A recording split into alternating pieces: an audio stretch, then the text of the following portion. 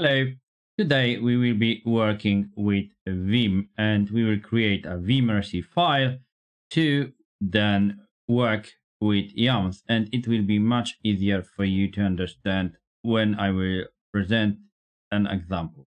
So first of all, what we need to do, we need to create a vimrc file and it should be located in your user directory. So print working directory and home entrance. So here we have to create a vimrc file. So I will just use a vim and .vimrc file, and now we need to add some values here, some entries.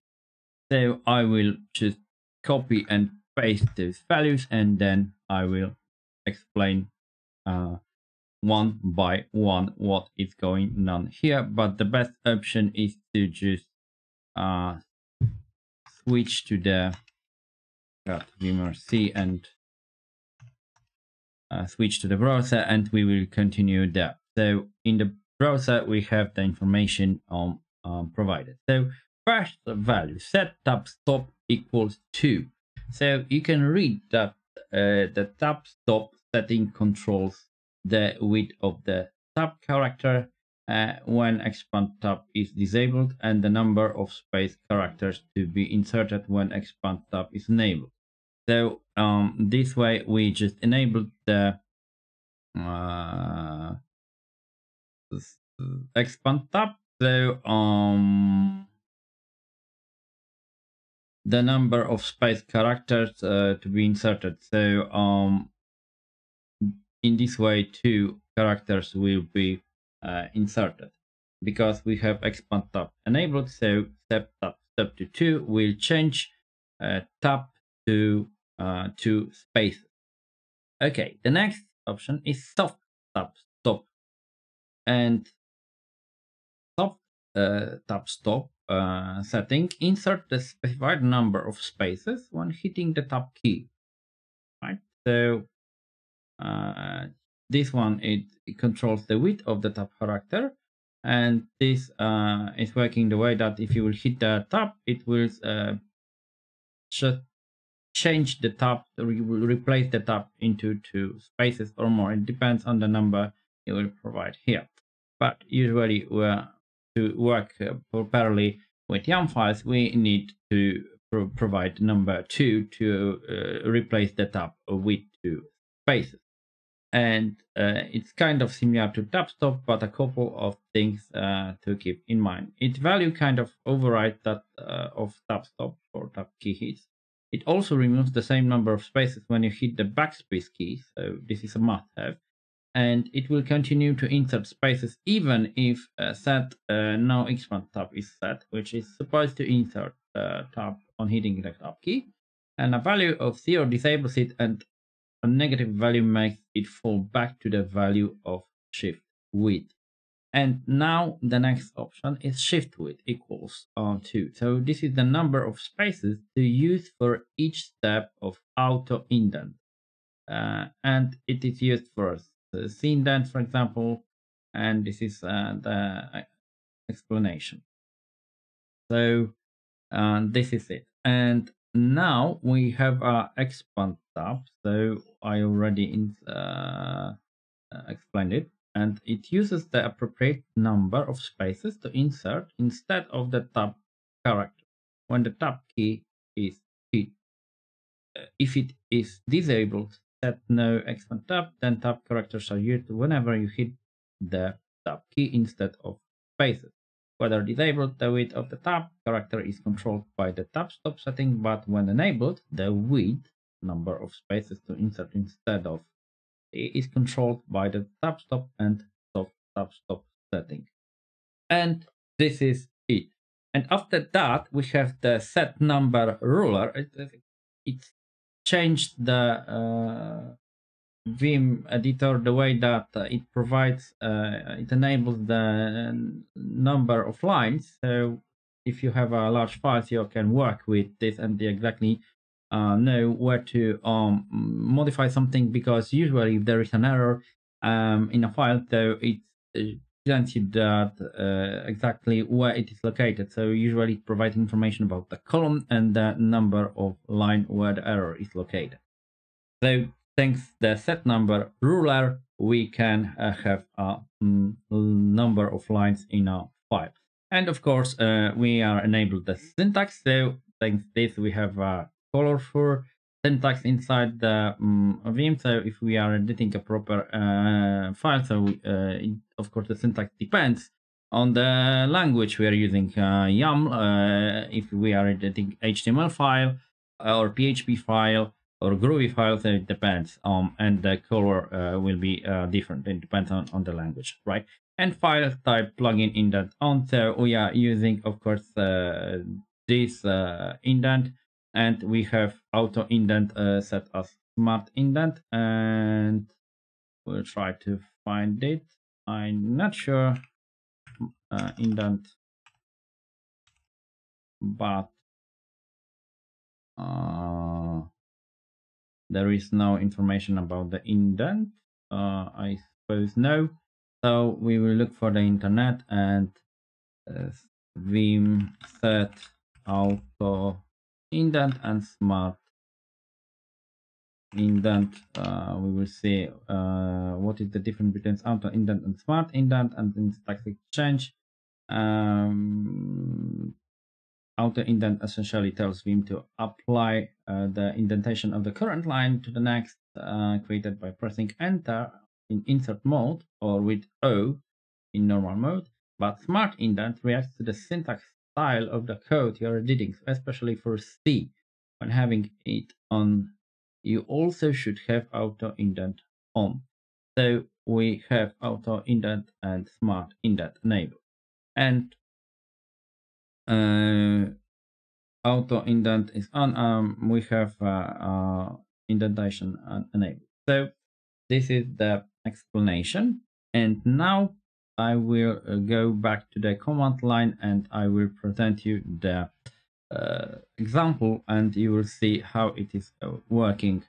So we will create a YAML file. So let's create a directory for YAML file. So mkdir, and it will be YAML files just like that, and cd YAML file, and there is no lslf, and there is, it's empty. So vim ngnx -ubuntu .yaml, and we are creating a YAML file. And now Vim editor knows that we are editing YAML file, so we are creating a file. So name, first of all, the template ngnx -ubuntu. It will be name given, and now path, and you can see it automatically works with the way containers, and you can see name nginx, and image will be nginx, and also we will provide next name, it will be Ubuntu, and image will be Ubuntu, and command like that,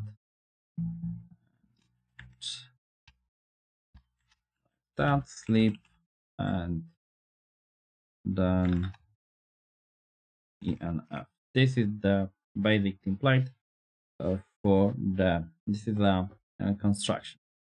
So this is the standard constructions of the YAML file. So now we will copy this nginx Ubuntu to our pod YAML file, and we will modify the pod YAML file. So vim pod YAML file, and now we will change it a little bit. So first of all, we need to provide the API version. So API, it's from the Docker version, so we are using version 1, and then we need to create kind, so it will be a pod. And then we need to provide a metadata and name of the pod. So it will be, for example, my pod.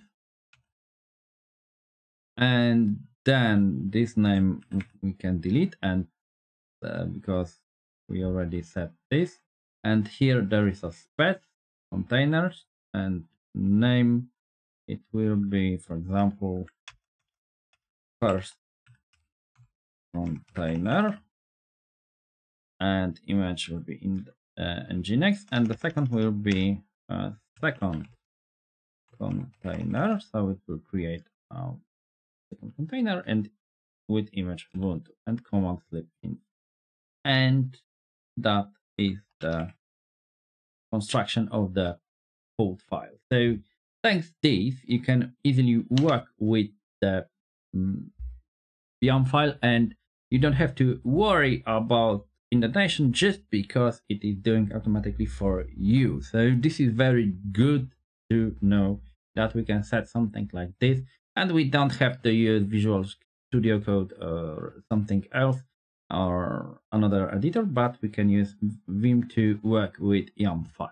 And now we need to apply the pod. So kubectl apply -f and pod.yaml, and here we go, it should be done. And if we will use the kubectl get pods and -a, so we will see that my pod is creating two containers, and you can see containers creating. And if we will use watch, you can see that our two containers are running, so in my pod.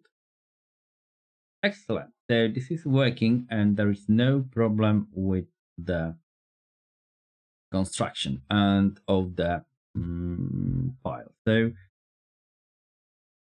there is a working pod with two containers. There's no issues with this. And if we want to see what is going on there, so we can use just describe and the pod, and it will be my pod, and we will see what is going on here. And you can see there is an information namespace default, and where it has been created on worker 1. In my case, it's working on this node, and you can see the IP address is assigned and container ID, and you can see first container and second container. So you can see the ID of the container, and you can see the state, and you can see the image ID. So in this case, it's using Docker image, and it's using nginx, and here it is using Ubuntu.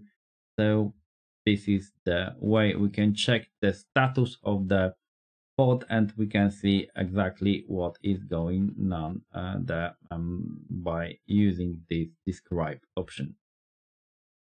So this is it, and I will Control-C to exit the information and the state, this window, and that's for now all of I wanted to present. So I hope you enjoyed this video. So have a nice day or night. Take care. Bye bye.